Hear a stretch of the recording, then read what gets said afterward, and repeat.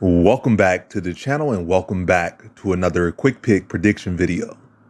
In this video, I'll be predicting the full card of fights for UFC Fight Night, Luque versus Dos Anjos.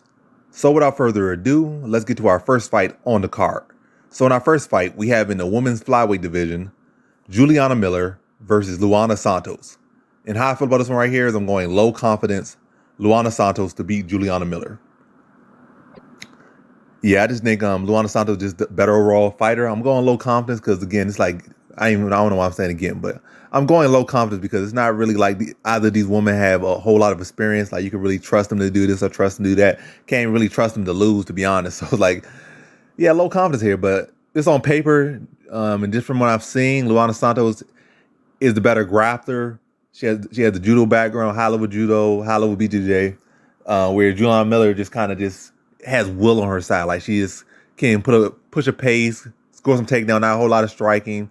And even on the feet, Luana Santos is the more threatening fighter on the feet. So it's like just every avenue, Luana Santos just seemed to be more cleaner, composed, and more technical. So I'm gonna lean to that. I'm gonna say decision victory, but a submission is definitely on the table. A knockout might even be on the table. But I'm gonna say decision victory. I think Juliana Miller is gonna fight hard, but she's gonna be the less technical fighter, and Luana Santos is gonna exploit that. And you look to turn her momentum against her, especially with the judo, probably hip tossing her on the ground and then just neutralizing her from the top position and beating Juliana Miller in a decision victory. So in this one, I have Luana Santos via decision. Now to our next fight, we have in the bantamweight division, we got Damon Blackshear versus Jose Johnson. And how I feel about this one right here is I'm going low confidence, Damon Blackshear to beat Jose Johnson. I think the inactivity, even though it's not as long as it feels it was, I think he's been inactive for about like a year, maybe less, maybe a little bit more, but it felt like he's been inactive for like 3 years. But I think that lack of activity, especially in a tight matchup like this, will hurt Jose Johnson. And I think the fact that Damon Blackshear is coming off a pretty solid performance, is riding some good steam, I think that's going to help him as well. So that's going to help him. The activity is going to help him.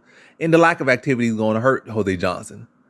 And I think Damon Blackshear has the skills to really shut down Jose Johnson's submission game. I think the striking and the length of Jose Johnson could be an issue, but I think Damon Blackshear should be able to find a takedown. Then from there, should be able to neutralize the submission game of Jose Johnson. And Jose Johnson, I think, can start to rally a little bit in the later rounds, but I think Damon Blackshear should be able to start to, have a good lead, and then should be able to maintain himself through the third round so that he can win based off really the merit of his first 2 rounds. But nonetheless, very close competitive fight. But I think Damon Blackshear should be able to win a strong round out of the first, probably more so the first, a strong first, a close second, and the third round a little bit dicey. But I think Blackshear should be able to eke out the first 2 rounds, and then Coast will survive or just maintain that third round and get a decision victory over Jose Johnson in a highly competitive fight. So in this one, I have Damon Blackshear via decision. Now to our next fight, we have in the women's strawweight division, we got Montserrat Ruiz versus Jacqueline Amari.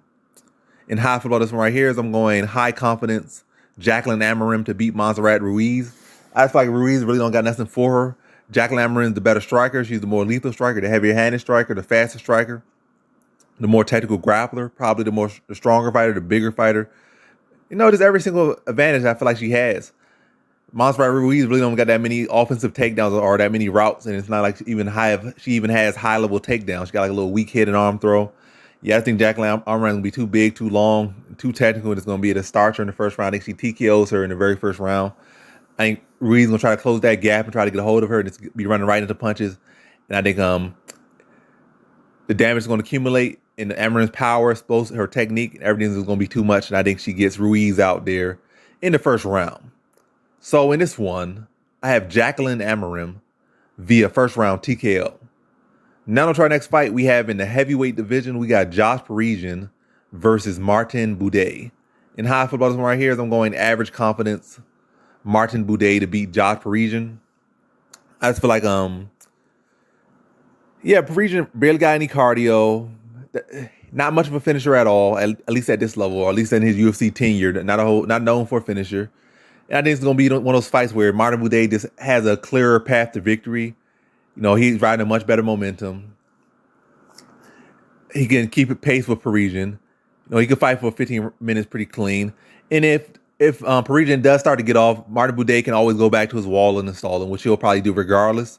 But yeah, he'll be able to wall install, limit Parisian's options, just wear down, wear him down against the cage, and just really throw a couple pot shots, then look to latch onto him, push him to the cage, and grind out a decision over Parisian. So in this one, I have Martin Boudet via decision. Now to our next fight, we have in the featherweight division, we got Francis Marshall versus Isaac Dogarian. So Francis Marshall versus Isaac Dogarian. And how I feel about this one right here is I'm going average confidence. Now I'm going low confidence. Yeah, low confidence on Francis Marshall to beat Isaac Dogarian. And really on Dogarian's side, it's like really just a bunch of speculation. Like, oh, he's good, he's this, he's that. And yes, his amateur wrestling career, you can't say that's just speculative. That's actually real and legit. But how much of that is real and legit as far as crossing over to MMA? Not a whole lot, because he hasn't fought no decent competition. We have seen Francis Marshall beat good competition. We have seen Francis Marshall lose to good competition. But at the very least, we have seen Francis Marshall fight good competition. Whereas Isaac Dogarian still in that stage where he's getting fed tomato cans, and he's acing the test because he's fighting tomato cans. But this is a real big step, a real big test and a real big step up. But I'm liking Marshall. He's another young fighter. Matter of fact, I think he's actually younger than Dogarian. Yeah, Dogarian's like 29, 28. Marshall's like 26, 27. So Marshall has fought better competition. He's younger. But I'm going a little confident because I don't know exactly how good Isaac Dogarian is. It could very well turn out that he is good, great, and he ready to take over the division, ready to show out or whatnot. But I can't really trust it. But ultimately, I can also just choose to really avoid the matchup for the most part. But yeah, to sum it up and actually focus on the prediction side of this, Francis Marshall has experience fighting high level competition. He has so far through his career have not had any issue really wrestling. So at least defensively or offensively. So I feel like he should be able to address the wrestling of Dogarian. And also on Dogarian's side, he has not really went rounds. He really a one-round finisher because he's been going there with scrubs, so he's getting them in and out quickly. So yeah, I would like Marshall's experience. The fact that he has went longer rounds, the fact that he has fought solid competition, and also the fact that he has solid wrestling of his own. So I feel like he should be able to extend Dogarian out of the first round and just really outwork and outgrind him over the second and third and get a decision victory over Isaac Dogarian. Just more experience, more polished, and more well-rounded, and again, more tested. So in this one, I have Francis Marshall via decision. Now to our next fight, we have in the lightweight division, we got Terence McKinney versus Mike Breeden. And how I feel about this one right here is I'm going average confidence, Terence McKinney to beat Mike Breeden. And the confidence will be higher, but McKinney's on a 2-fight losing streak. Can't really get too high behind a guy that got like one round of cardio. But he's going there with a fighter who's significantly less talented than him, significantly less skilled than him. In his last 2 fights, he fought guys that were very talented, very skilled, and similar or equal talent or better, superior talent than him. And that's where the danger came in. Like guys that can match you and then take you beyond that first round, and then they can finish you. Whereas Breeden, I don't think, even if Tyre McKinney is still more talented, still more dangerous than any version of Mike Breeden. So, but ultimately, I think Terence McKinney will go out there, tag Breeden, hurt him, then probably drag him to the mat, whether it be like a drop, then follow him to the ground, or whether it be a case of hurting him and then level changing, then scooping him and dragging him to the mat or slamming him to the mat. I think McKinney's going to club and sub, hurt him, and tap him out first round. It's just a huge difference in level of talent and skills, and also a really relative experience or relevant experience. So in this one, I have Terence McKinney via first round submission. Now on to our next fight, we have in the bantamweight division, we got Marcus McGee versus JP Bays or JP Bays. In how I feel about this one right here is I'm going Marcus McGee, average confidence to beat JP Bays. Really, when you look at all the writing on the wall and all the notes and all the details of this one, Marcus McGee should clearly win. It should be like a high confidence pick. But I can't really get behind a guy who still has a lot of answers, a lot of questions that need to be answered.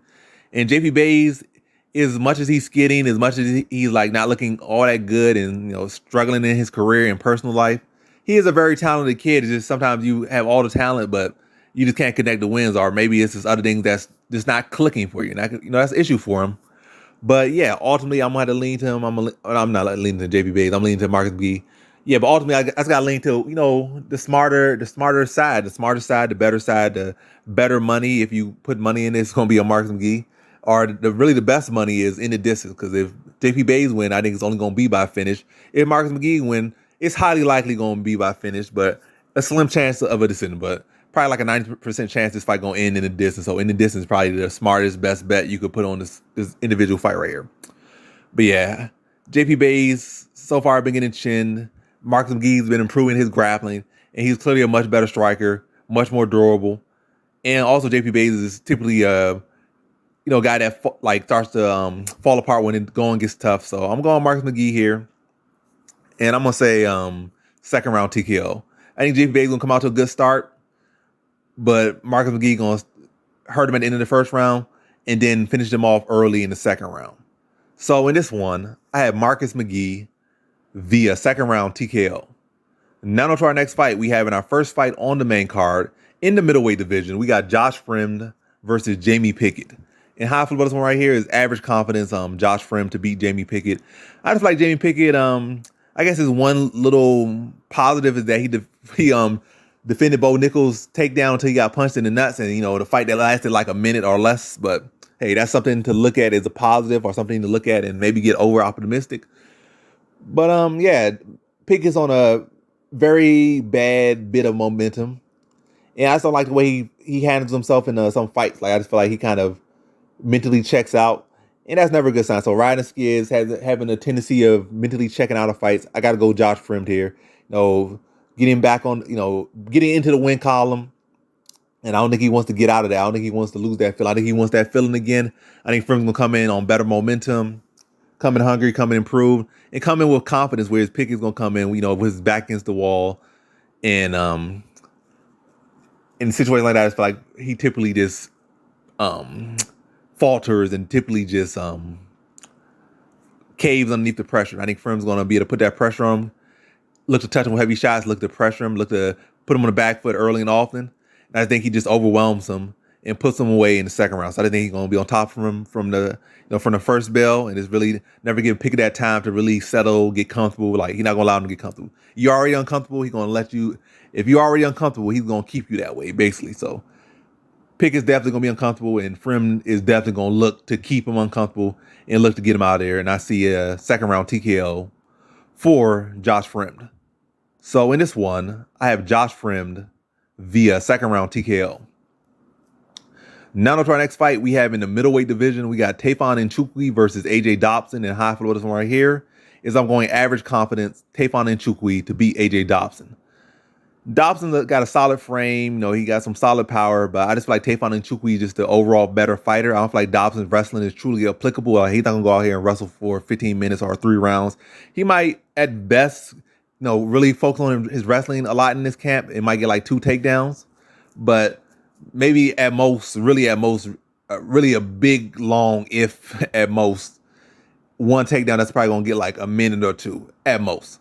But I think in reality, it's probably going to be some very weak takedowns, if any he gets. Probably combine like a minute of control time, like actual control time, not wall and stall control time, but and even then, the wall and stall control time probably going to bring him up to probably about 1 minute and 50 seconds of control time, or 2 minutes of control time in a 15-minute fight. And I just feel like Tavon and Chikwi is just the better overall fighter again. I think he's a better overall striker. I think he's a more technical striker, whereas Dobson kind of has poor fight IQ and like limited shot selection. Like, just really looking for those big, heavy shots.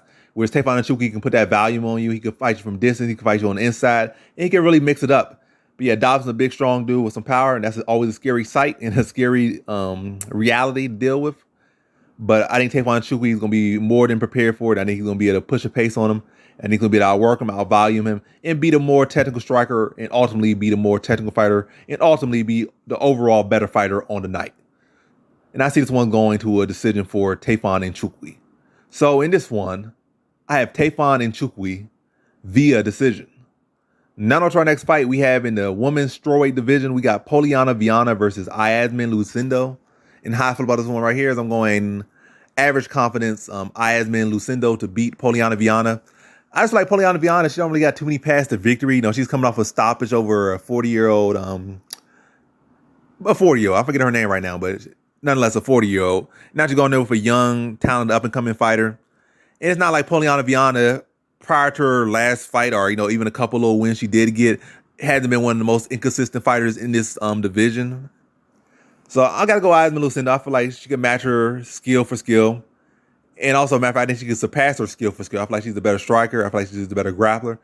And I think she can have success getting the takedown, defending the takedown. And I think she can do well neutralizing the submission game of Pollyanna Viana. And ultimately, I think she just outgrinds, outworks Pollyanna Viana.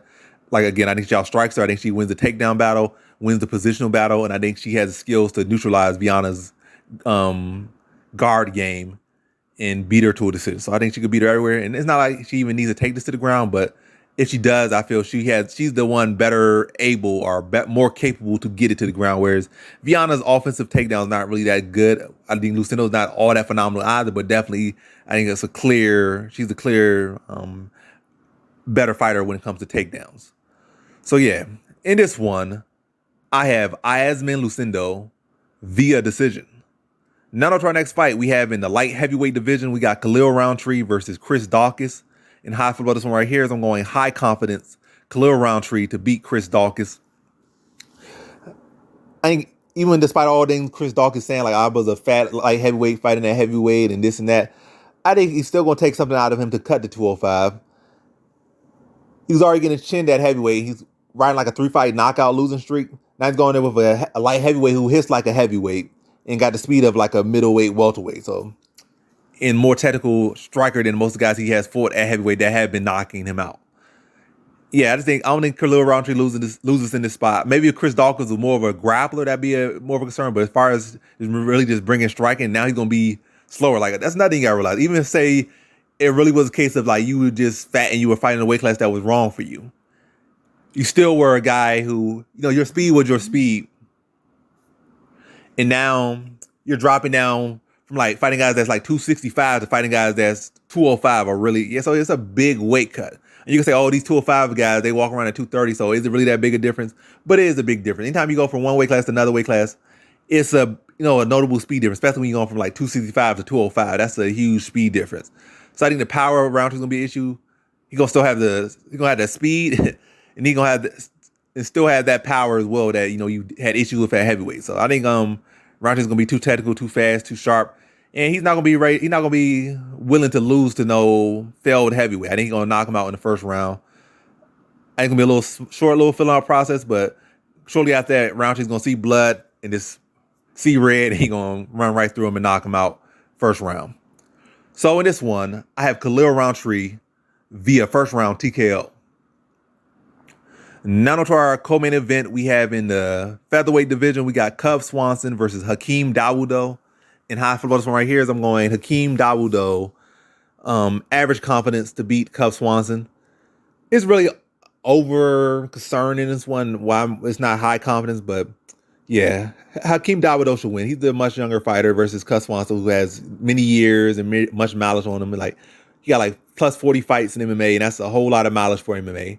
Maybe not. Well, it's a whole lot of mileage for any sport, any combat sports, but particularly in MMA, that's a whole lot of mileage. Especially all the years he's been here, the years he's been on top, the years he's not been on top. And now coming off a knockout loss and coming back up to 45. I think he's not going to be the same fighter. I feel like he should have stayed at 45 and might give him a couple more years and he could have picked up some more wins. But yeah, I just think Hakeem Dawood is the younger fighter. I think he's the sharper striker at this point in their careers. I think Cub Swanson's weak to the legs right now. And I think Hakeem Dawood is going to chop those legs down, rip him to the body, and just really start to break him down over the fight, just chew him up, be faster, be sharper, draw his shots out, counter him, pepper him with the jab, stick him with the jab. Again, slip his shots, counter. It's really just be catching and countering, slipping and countering, chewing his legs up. And it's really just breaking down the older fighter who is already sporting and carrying so much mileage, and it's really just add some more weight to that. Your legs already carrying the weight of a 10+ year career, like 5+ years on top of the, at the top of the sport, in the elite at 45 and whatnot, carrying all that on old legs. And I think Hakeem Dawood is going to chop those old legs down, let that career just fall down on him, the weight of all those years fall down on him, and get him out of there second round. So in this one, I have Hakeem Dawood via second round TKO. Now to our main event, we have in the welterweight division, we got Vicente Luque versus Rafael Dos Anjos. And how I feel about this one right here is I'm going average confidence Vicente Luque to beat Rafael Dos Anjos. I feel Dos Anjos presents an interesting challenge, but we got to realize he's coming off, he's coming off a win, but not too long ago, he was coming off a brutal loss. He might not be riding the momentum of a brutal loss. He's riding the momentum of a easy sub over a guy who don't have the best grappling. But nonetheless, he's riding good momentum where Vicente Luque is trying to rally. But Vicente Luque is only 32 versus a 38, 40-year-old Rafael Dos Anjos. And you can say, oh, the brain bleeding, this and that. But Dos Anjos has never been necessarily a knockout artist. He's never been that one-punch power guy, that knockout artist. He's never been that really sharp striker. At least, again, not to like knock your lights out typically. More of accumulation, break you down type dude. In reality, his biggest threat here is his wrestling and grappling. But I think Vicente Luque showed in the Bilal Muhammad fight, even though he lost that fight, he showed the ability to defend against real will setup takedowns, like real deal and will setup and will time takedowns from Bilal Muhammad. And also going in with a prime fighter versus a guy who's past his prime and a guy that's really a lightweight fighting above his weight class. So I think Vicente Luque should be addressed to wrestling. It's also not like Rafael Dos Anjos has ever really been a guy who really made his approach to wrestle you for 5 rounds or even 3. So I think Vicente Luque should be addressed to wrestling, addressed to grappling, and then really look to stalk Dos Anjos to put him on the back foot. And Dos Anjos has had an issue with forward pressure, and when he's on his back foot, he significantly drops, his output, his technique, his threat level significantly drops when he's on the back foot. And I feel like Vicente Luque will look to throw some teeps out there, look to stick with the jab, and look to push Dos Anjos on his back foot early and often. And I think he starts to break down Dos Anjos. I think Dos Anjos can have some early success with the takedowns. I don't think it's going to be nothing major, but it'll keep him in the fight. Might be able to even win him the round on some scorecards. But ultimately, I just think the takedown accuracy and the rate starts to drop significantly. Then he's kind of just left to just strike, especially when Vicente Luque put him on the back foot. And also probably threatening him with some chokes when Dos Anjos starts to really commit or really reach for some takedowns. And that's going to force Dos Anjos to stay honest there and end up exchanging more than he'll want to exchange, especially at this point in his career. And Luque is definitely the better combination striker, definitely the better finisher, especially in the striking aspect of the game. But he's no slouch in the submission game either. And also with Dos Anjos, I feel like in this fight, his only path to victory really would be a decision. I don't think he submits Luque. I don't think he TKOs Luque. Definitely a potential for a cut. That could be a case. But as far as actually getting the ref to pull him off because he either knocked him out or he just hit him with so many shots and the ref had to pull him off or he tapped him out, I just think that chance of that is very slim on Dos Anjos' side. And I think as far as Luque, I think he can win by knockout, he can win by sub, and he can win by decision. I think all those have high likelihoods they could happen. But I think in the distance is the most likely outcome, and I'm going to go a 3rd round TKO. I just think it's going to be an accumulation effect, stuffing the takedowns, and like just really pressuring Dos Anjos, wearing him down. And then I think he gets him out of there in the 3rd round. Competitive fight up until that point. But once Luque, starts to get a beat on Dos Anjos, starts to really stalk him, and it starts to really stag, dag, blah, blah, blah. Once he starts to really dig into him and start to see Dos Anjos start to wilt under his pressure, I think that's when it starts to come to the finale, come to the conclusion of this fight. And I think Vicente Luque puts him away 3rd round. So in this one, I have Vicente Luque via 3rd round TKO. And that concludes my fight predictions for the 4-card fights for UFC Fight Night, Luque versus Dos Anjos. And as always, thanks for watching.